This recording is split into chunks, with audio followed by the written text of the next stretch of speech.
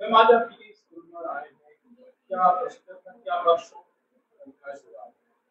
यहाँ पर हम प्रिंसिपल्स और टीचर्स को जो एनसीएफ है, एनसीएफ एसई, उसके बारे में बताने के लिए आए हैं। और new education policy, national education policy 2020, ये उसका ही एक ऑफशूट कहिए कि उसके बाद में एनईपी 2020 के बाद में एनसीएफ 23 वो रिलीज हुआ है। So this is for school education. So यहाँ पर प्रिंसिपल्स और टीचर्स को उसके बारे में बताने के लिए अच्छा, कैसे आसान हो सकता है बच्चों को शिक्षा देना इस पर? देखिए, आसान कहना तो ठीक नहीं होगा। इसमें इफेक्टिवनेस की बात कर रहे हैं कि किस तरह से एजुकेशन का स्टैंडर्ड बढ़ाया जा सकता है और एजुकेशन को इफेक्टिव बनाया जा सकता है। अब ये जो एनसीएफ एसई की बात कर रहे हैं, उसमें हम सिर्फ यही नहीं देखना चाह रहे कि हम बच्चों के एकेडमिकली उनको किस तरह से बढ़ावा दे सकते हैं। इसमें ये भी देखना चाह रहे हैं कि किस तरह से उनको वैल्यूज भी सिखाई जा सकती हैं, उनको अच्छा सिटीजन बनाया जा सकता है, उनको किस तरह से ऐसा इंसान बनाया जा सकता है जो कि सोसाइटी के अंदर जाकर वैल्यू क्रिएट कर सके और वो कल के लिए भी तैयार हो।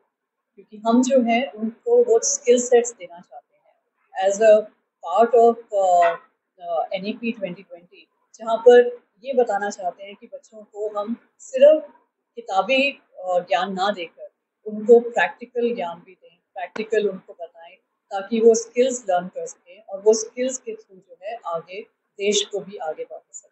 मैम पहले की पद्धति के अनुसार इस पद्धति में ऐसा क्या भिन्न रहेगा जिसकी विशेषताएं बच्चों को आगे समझाएंगी?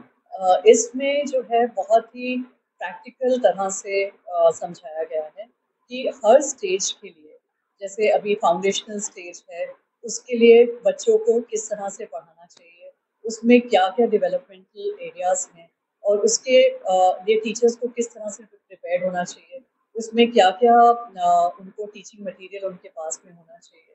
सो हर स्टेज के लिए बहुत क्लियरली डिफाइन किया गया है, जिसमें उनके करिकुलर एम क्या है, गोल क्या है, और हमारे को कौन सी कॉम्पिटेंसीज को देखना है, और अल्टीमेटली हमारे पास में हम किस तरह से अपने लर्निंग आउटकम्स को अचीव कर सकते हैं। मैम प्रैक्टिकल की बात अगर की जाए प्रैक्टिकल भाषा अनुसार तो बच्चे किस प्रकार जिस तरीके से बच्चों की मानसिकता है और दिन प्रतिदिन बच्चे पर एक्टिविटी नहीं जा रही है शिक्षा के अनुसार, बट कितना इंटरेस्ट उनका बच्चे हुए हैं?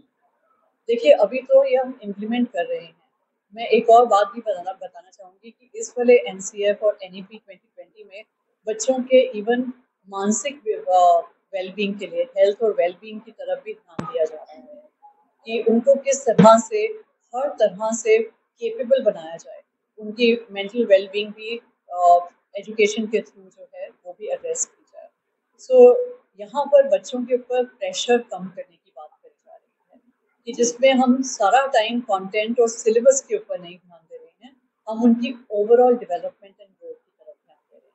तो लगता है कि इस पद्धति द्वारा बच्चों का प्रेशर कम रहेगा प्रैक्टिकल के अनुसार ज़्यादा